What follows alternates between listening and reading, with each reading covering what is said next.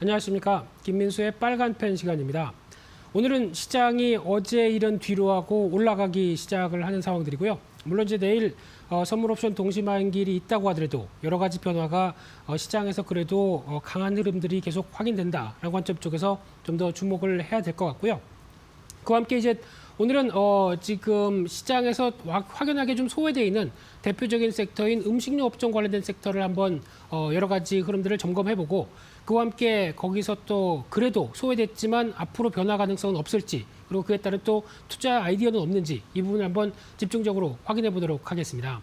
그래서 가장 먼저 눈여겨볼 부분들은 시장 대비 소외됐다. 분명히 나오고 있는 흐름들이 지금 파란색이 코스피 지수입니다. 11월 달부터 신나게 달려가고 있죠. 그런데 음식료 업종은 지난 과거 3월 달부터 코로나19 사태 이후로 코스피보다 훨씬 더 선전하는 모습들을 보였다가 일단 약한 여름때를 기점으로 해서 하락세가 가기 시작하죠. 그리고 최근에는 거의 격차가 상당히 많이 벌어져 있습니다. 이런 부분들이 왜 이럴까요? 라는 부분들은 조금 이따가 설명을 드리는데 하지만 시장이 강하다라고 하게 되면 항상 또 소외된 쪽 그리고 또 어느 정도 좀 잊혀진 쪽도 다시 재조명이 나오게 되겠죠. 그럴 가능성도 한번 생각을 해보면서 이런 소외된 이유를 한번 살펴보게 되면요.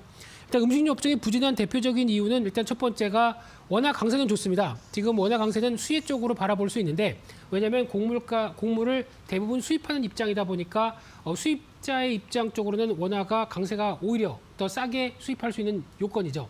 하지만 반대로 곡물가는 상승을 하고 있습니다. 곡물가가 강세가 되다 보니까 이에 따른 부담이 이어지죠. 그래서 어느 쪽이 더 많이 어떤 피해를 보느냐라는 흐름들에 따라서 바뀔 수 있는데 아무래도 곡물가 상승세가 좀 더 가팔랐다라고 보는 게 지금 흐름들이고요.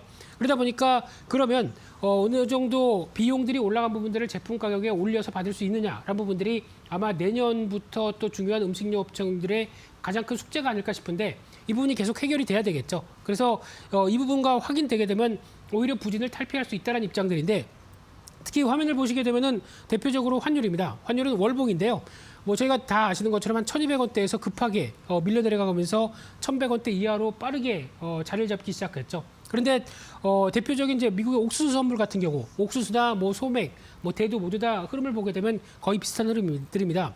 한 단계 레벨업돼서 고점에서 계속 맴돌고 있죠. 그런데 지금 비슷한 수준에서 보게 되면은 환율은 약 한 뭐 10% 이상 하락했다고 하더라도 오히려 이 곡물 가격 같은 경우는 약 20% 정도 올라갔다라고 하게 되면 오히려 앉아서 그냥 단순 계산으로 본다고 하더라도 10% 정도는 비용이 조금 더 들어가는 셈이죠. 이 부분에 대한 우려감을 어떻게 해소할 것이냐가 또 하나의 숙제가 아닌가 생각이 들고 있는데요. 그런 관점으로 봤을 때 또 하나 흐름을 보게 되면 일단 음식료 업종은 경기 방어적인 성격이었다. 그래서 시장이 코로나19 때문에 여러 가지 불안한데 오히려 이쪽에 대해서 무게가 좀 더 실렸다가 지금은 이제 경기 민감주로 뚜렷이 트렌드가 바뀐 상황들이죠. 그러다 보니까 거기 안 본다. 경기 민감주 보겠다. 이런 상황들이고요.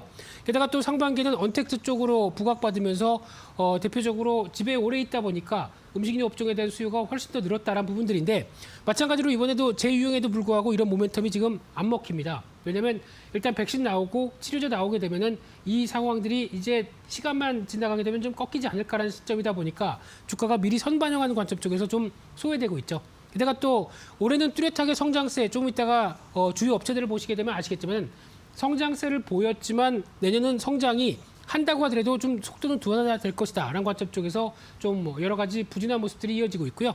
마찬가지로 기관들은 오히려 차익 매도가 좀 컸다라는 쪽으로 바라보고 있는데 흐름을 한번 볼까요?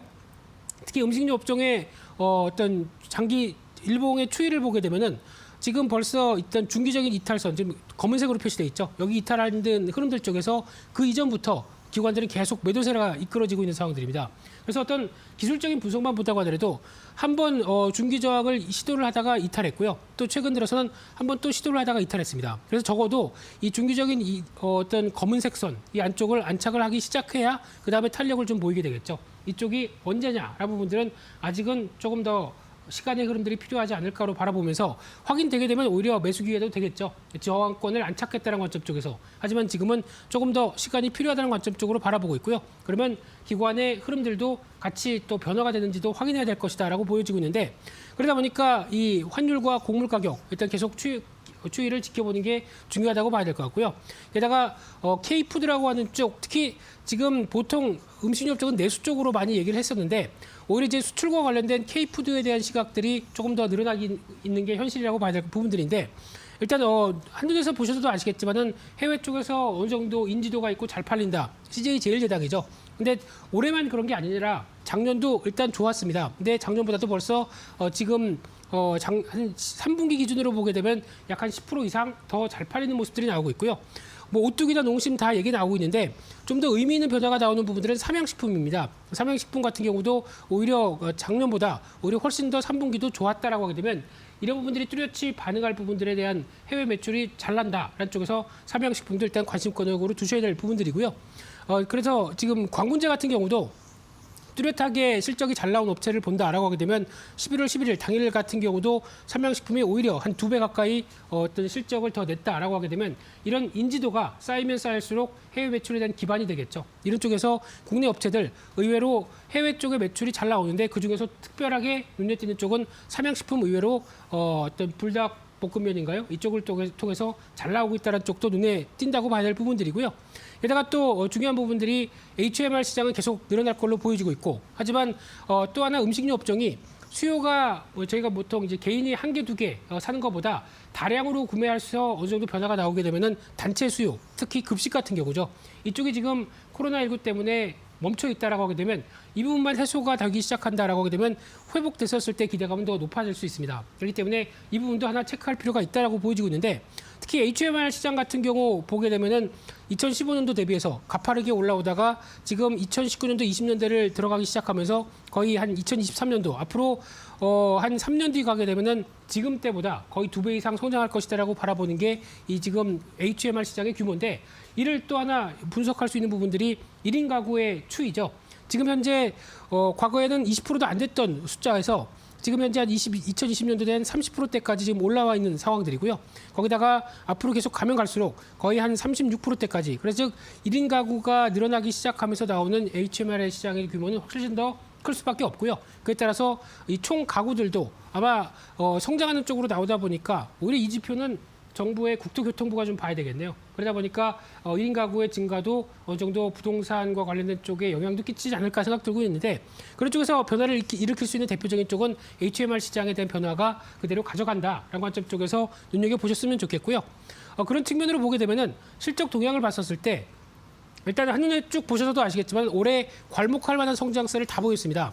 뭐 50%에서 20%에서 뭐 100%대까지 모두 다 실적에 대한 성장세가 뚜렷했는데 그러다 보니까 주가가 올해 빠진 종목들은 하나도 없죠. 정체를 받았다고 하더라도 지금 현재 기준으로 봤을 땐 올해 기준으로 보게 되면 모두 다 주가는 많이 올랐다라고 볼 수 있는 상황들인데 그러다 보니까 과거에 좀 저평가다라고 했던 부분들이 일단 어느 정도 좀 목에 찬 느낌들도 들어오고 있는 상황들이고요. 하지만 내년 실적 동향을 본다라고 하게 되면 지금 기준으로 봤을 때 올해 폭발적으로 성장했던 부분들이 내년에는 그렇게 썩 눈에 안 띕니다. 성장은 하되 어떤 실적에 대한 탄력도가 올해보다는 좀 덜할 것이다라는 관점들이 나오다 보니까 어떤 주가도 좀 재미가 없는 부분들이 나왔다고 봐야 될 것 같고요. 특히 농심은 좀 후퇴할 걸로 보여지는 모습들 이 부분도 한번 좀 체크를 해보셔야 될 것 같은데 그럼에도 불구하고 성장은 한다라는 관점들이 계속 이어질지 체크를 하는 가운데 또 하나 하이트진로 같은 경우는 눈여겨볼 수 있겠죠. 저희가 음식료 업종을 대응을 할 때 또 하나의 어떤 진리 중에 하나가 비수기에 살아라는 얘기가 나오죠. 하이트진로 같은 경우 대표적으로 맥주 여름에 많이 소비되고 겨울엔 잘 안 먹죠. 그러다 보니까 오히려 주가가 정체돼 있을 때 내년 여름을 또 기반으로 해서 어떤 매수 대응을 한다라고 하게 되면 지금쯤 그렇게 나쁜 전략은 아닐 수 있다라는 쪽에서 일단 관련된 쪽도 한 번쯤은 생각을 해보실 필요가 있다라고 보여지고 있고요. 그럼 그 중에서 좀 더 특색 있는 음식료 업종 쪽의 종목들을 한번 찾아본다라고 하게 되면 두 종목 중에서 먼저 현대 그린푸드입니다.